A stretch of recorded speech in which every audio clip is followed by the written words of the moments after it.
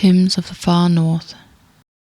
These books of hymns were passed down for generations among the Frostmoon signs, compiled by the priestess Ernruth. Most of its contents and the rites they serve have long since fallen into disuse. The story begins with the solemn voice of a wandering soul, exiled from its native lands, yet still tracing a path bathed in the moonlight and brushed by the wind. This voice, the narrator, sings an ode to the far north, its bleak tundras, its 1,000 lakes, its strong rivers, and enduring peaks.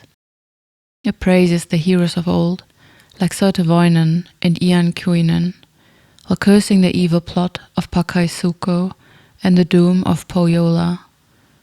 Though fate is fleeting and death an inevitable flood, the narrator, an heir of Hyperborea, marks this song as a warning. Do not follow sly or haughty ways.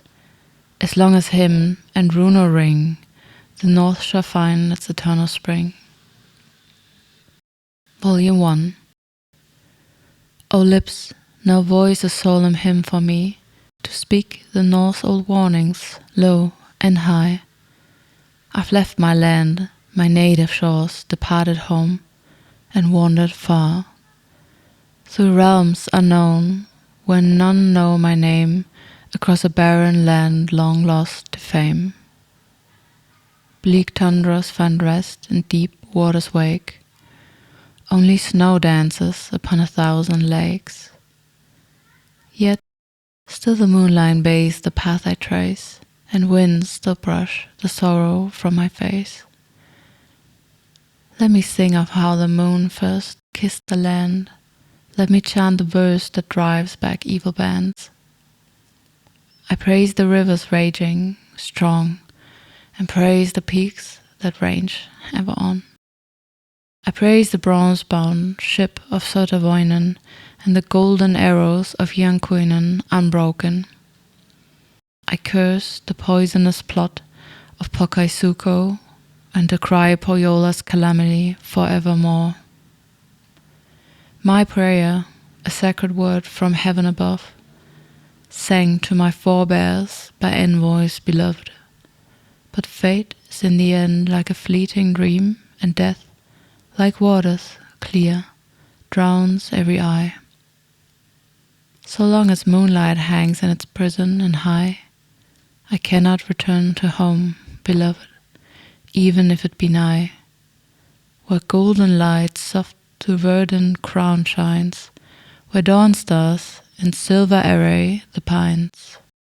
O heirs of Hyperborea, mark this song, etch it in your minds fast and strong. Seek not to treat the sly fox past sly, nor yearn for the great bear's Audimai.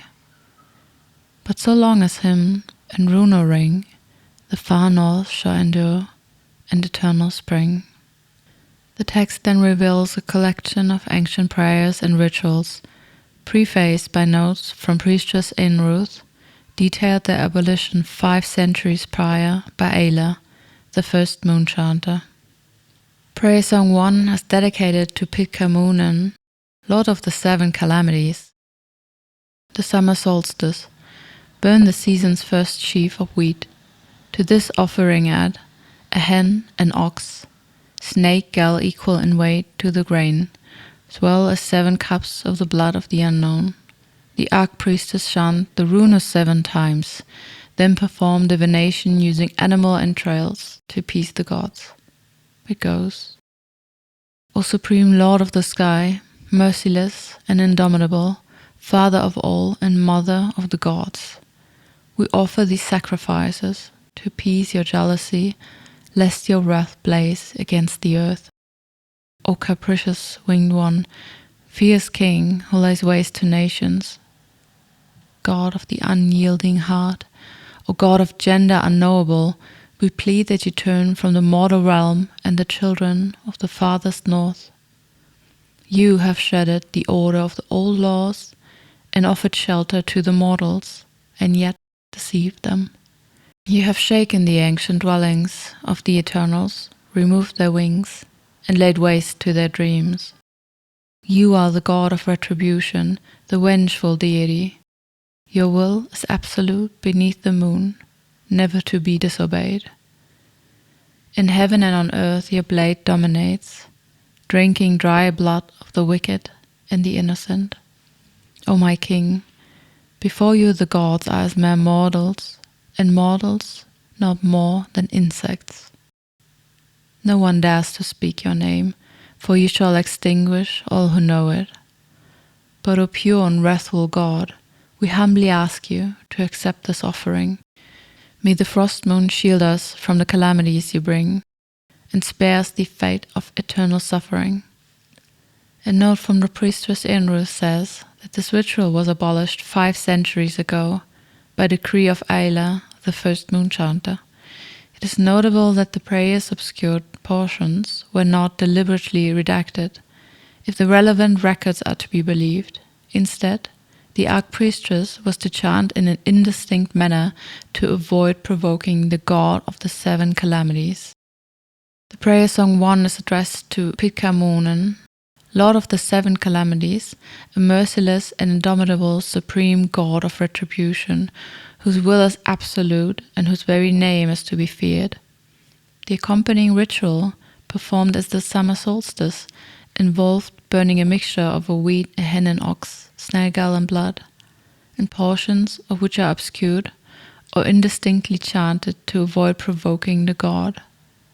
This was done by appease the jealous, vengeful deity and beg for protection from his calamities. Prayer Song 2, Materaka, Mother of Life. Upon the birth of a child, a pinch of sea salt is offered to the sacred stone. Clergy of assistant priestess rank or higher should chant the rune 4 times before the newborn is bathed in warm water infused with winter Islea. Hear me, O noble Materaka, Mother of God and mortals. From Hyperborea to Sal Vindagnir, your compassion is revered by all. You watch over young women, easing their suffering and granting safe passage through childbirth. You rejoice in vicinity, give life to the sublunary sphere, nurture all that grows in nature. You, Mother of the waters, who birthed a heart for the roaring primordial ocean, all the birds, beasts, and fish in this world are yours, for you are the one who brought them into being. By your divine will, you shape mortal flesh as a potter shapes clay. Therefore, I pray you, bless this newborn child with health, courage, and wisdom. A note from Priestess Ernruth says, this ritual was abolished 5 centuries ago by decree of Ayla, the first moon chanter. In its place, one who is ranked assistant priestess or higher is to recite, "May the new moon illuminate your path" instead. This is meant to invoke protection for the child from the taint of the sublunary sphere. The prayer song 2 is a hymn for Materaka, Mother of Life, is a compassionate deity who nurtures all life, eases childbirth, and shapes mortal flesh. The ritual for a newborn involved offering sea salt to a sacred stone and bathing the child in water infused with winter ice layer. Its modern replacement invokes the new moon for protection. The following prayer song 3 is dedicated to Tuaneta, Mother of the Underworld. During the autumn harvest, animal sacrifices are offered in accordance with the social status of those who died that year. The prepared animals are placed in intricately carved wooden or bronze vessels, shaped like bolts to be burned. Before the burning, a clergy member of assistant priestess rank or higher removes the eyes of each animal and presents them separately to the mistress of the underworld. With eyes veiled by a dark cloth, the archpriestess then chants the rune 4 times and performs divination using animal entrails to please the deity. It goes, O mistress of the dead, slow to be moved and without expression, a shadowy lady of the underworld, somber, taciturn, fearsome Tuaneta. You abhor the arrogant and the disrespectful, and from your grasp there is no escape. Your feet have trod both the humble hut and the gilded throne. The people fear you, for you see all, hear all, and judge all. We revere you for your boundless grace and all-embracing nature. The fate of all living beings rests solely in your hands, and you remain unmoved no matter how fervent the plea. Yet, noble and majestic goddess, we know that gentleness and mercy are your first nature. Just as you granted our ancestors liberation from suffering and extended it not, O mistress of death, you, who know the fates of all under the moon, accept our humble offering. The descendants of the far north beseech you, now that the golden bloodline has returned to your bosom, that you lead us across the nether's dark stream and let us sleep eternal in a dreamless dream. A note from the priestess Inru says that the ritual was abolished by decree of Ayla, the first moonchanter, 5 centuries ago. Now, when an adherent of the frost moon dies, regardless of social status, an assistant priestess or someone of higher rank is to recite instead, "May the new moon lead you to the shore of peace." A simple and solemn funeral is then conducted. Tuaneta, mother of the underworld, the shadowy lady, who is slow to be moved, somber and fearsome. She judges all, and from her grasp there's no escape. At the autumn harvest, animal sacrifices were placed in a boat-shaped vessel and burned to humbly ask her to lead to the dead across the nether's dark stream to a dreamless sleep. Prayer Song 4 is dedicated to Laimelea, Mother of Time. On the winter solstice, a cloth bearing the year's significant events is burned, and its ashes are gathered in a silver cup filled with pure water. The archpriestess chants the rune 4 times, and when the wind begins to stir, they anoint the verdant crest with the blessed mixture to honor the divinity. O pure and eternal Mother of Time, sovereign who was never born and who shall never die, you create all and destroy all. You remember all and allow them to be forgotten. You, who in the moment of your birth also gave birth to yourself, O Supreme Mother, you are the one stillness within the endless flow, the one outsider in the sacred courtyard of the gods. May you protect the 4 imprisoned moons. You are the one outsider in the sacred courtyard of the gods, the one stillness within the endless flow. O Supreme Mother, who in the moment of your birth also gave birth to yourself, you remember all and allow them to be forgotten. You create all and destroy all. O Sovereign who shall never die and who was never born, pure and eternal Mother of Time. Note from the priestess Ruth. The meaning of this prayer remains obscure, and the ritual described herein contradicts established historical records.